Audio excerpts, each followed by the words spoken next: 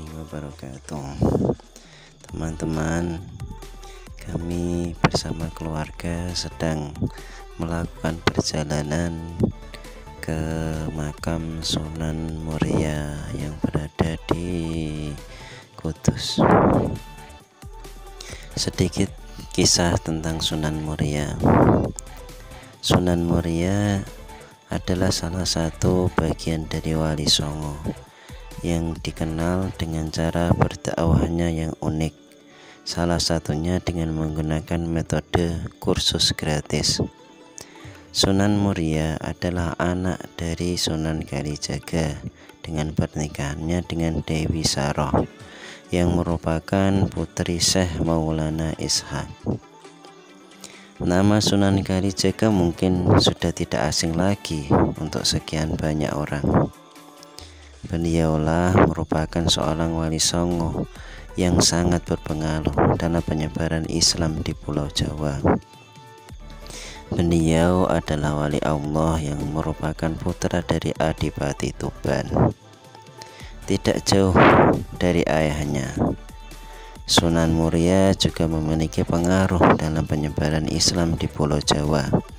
Tidak diketahui secara pasti tahun kelahiran dari Sunan Muria, tetapi di dalam sejarah tercatat beliau wafat pada tahun 1551. Meskipun beliau piawai berdakwah, Sunan Kalijaga justru memilih berdakwah di daerah-daerah pelosok ketimbang di daerah perkotaan.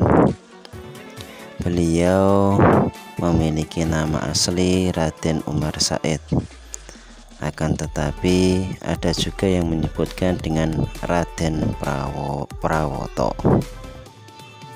Sunan Muria sejak kecil sudah tertarik untuk belajar ilmu-ilmu agama. Saat beliau sudah beranjak remaja, Sunan Muria berguru pada Ki Ageng Ngerang bersama dengan Sunan Kudus dan Adipati Patak. Nama Sunan Muria disematkan kepada beliau berdakwah dikarenakan berdakwah di daerah Gunung Muria. Oleh karena itu, Sunan Muria pun diberikan sebagai julukan dari masyarakat sekitar. Ada fakta-fakta unik mengenai Sunan Muria selama hidupnya. Yang pertama, Sunan Muria lebih suka tinggal di daerah pedalaman. Ada satu hal unik yang dimiliki oleh Sunan Muria. Meskipun namanya sangat terkenal dan menjadi sosok yang sangat berpengaruh di Kesultanan Demak, Sunan Muria lebih suka tinggal di daerah terpencil dan jauh dari kehidupan pusat perkotaan. Beliau juga memutuskan untuk tinggal dan menetap di Gunung Muria. Gunung Muria sendiri ialah salah satu gunung yang terletak di pantai utara Jawa Tengah. Tempat ini berada di sebelah timur laut kota Semarang. Gunung Muria masuk dalam 3 wilayah kabupaten, yaitu Kabupaten Kudus, Kabupaten Jepara, dan juga Kabupaten Pati. Konon ada salah satu kisah alasan mengapa beliau lebih memilih untuk berdakwah di pedalaman, karena beliau merasa masyarakat di pedalaman tidak mendapat pengetahuan tentang ajaran Islam. Ditambah lagi kondisi ekonomi masyarakat di sana terbilang kurang mampu, sehingga Sunan Muria ingin berdakwah sekaligus memajukan kehidupan ekonomi yang ada di sekitar Pegunungan Muria. Dakwaannya bahkan bisa mencapai daerah Jepara, Tayu, Juwana, dan di daerah sekitar Kudus. Yang selanjutnya dakwahnya itu memodifikasi tradisi budaya Jawa lama. Masyarakat Jawa yang pada masa itu memiliki tradisi budaya yang sangat kental membuat ajaran Islam sulit sekali diterima. Oleh karena itu, Sunan Muria yang memiliki toleransi tinggi pun memodifikasi tradisi lama Jawa kuno dengan ajaran Islam. Beliau melakukan akulturasi budaya Jawa dengan ajaran Islam. Salah satu strateginya ialah dengan memodifikasi tradisi sesajen.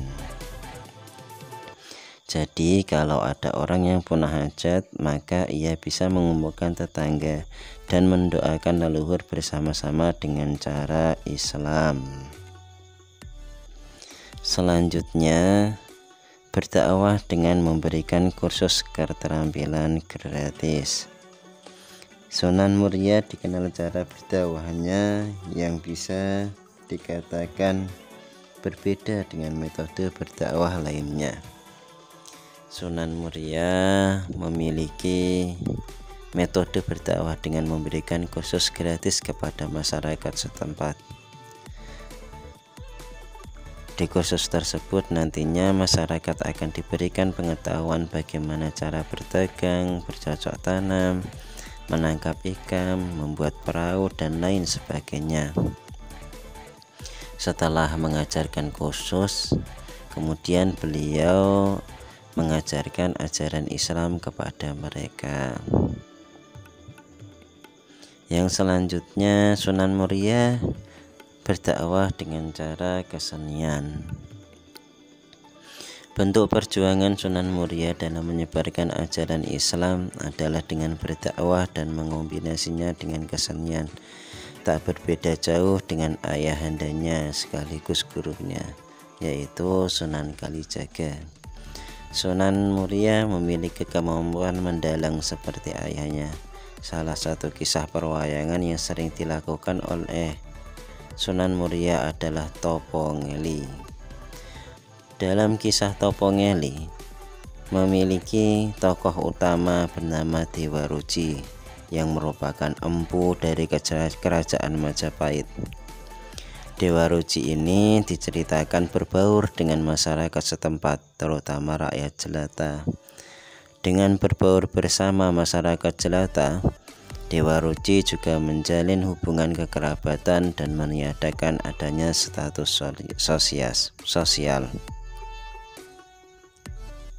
Sebenarnya tokoh Dewa Ruci ini mencerminkan kepribadian Sunan Muria, karena beliau juga sama-sama memiliki sifat yang sama, yakni suka membantu masyarakat. Selain itu, beliau juga sering menggelar pertunjukan wayang hasil gubahan ayahnya seperti lakon Dewa Ruci, Dewa Serani, Semar Ambarang, Jamus Kalimosodo, Bengawan Ciptaning, dan masih banyak lagi karyanya. Saat mendalang pun unsur-unsur Islami dimasukkan ke dalam pertunjukan wayang tersebut. Dengan begitu masyarakat yang menonton pertunjukan bisa mendapatkan pelajaran tentang ajaran Islam. Belum ditemukan informasi yang valid mengenai kapan meninggalnya Sunan Muria. Namun beberapa menyebut bahwa Sunan Muria wafat pada tahun 1560 Masehi. Beliau dimakamkan di desa Selo, Kecamatan Dawe, Kudus. Saat ini tempat pemakaman terletak di puncak Gunung Muria.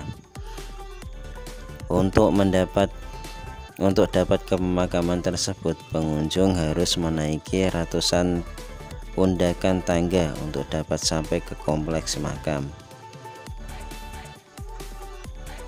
Ada juga kalau tidak kuat naik tangga, ada ojek,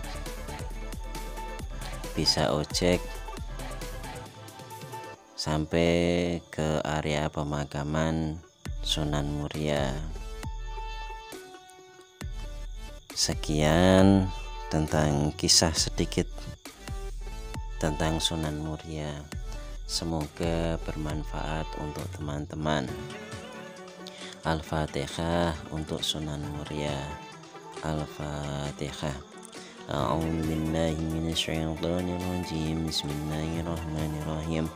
Alhamdulillahi rabbil alamin arrahmanir rahim maliki yaumiddin iyyaka na'budu wa iyyaka nasta'in ihdinas siratal mustaqim siratal ladzina an'amta 'alaihim ghairil maghdubi 'alaihim waladdallin amin.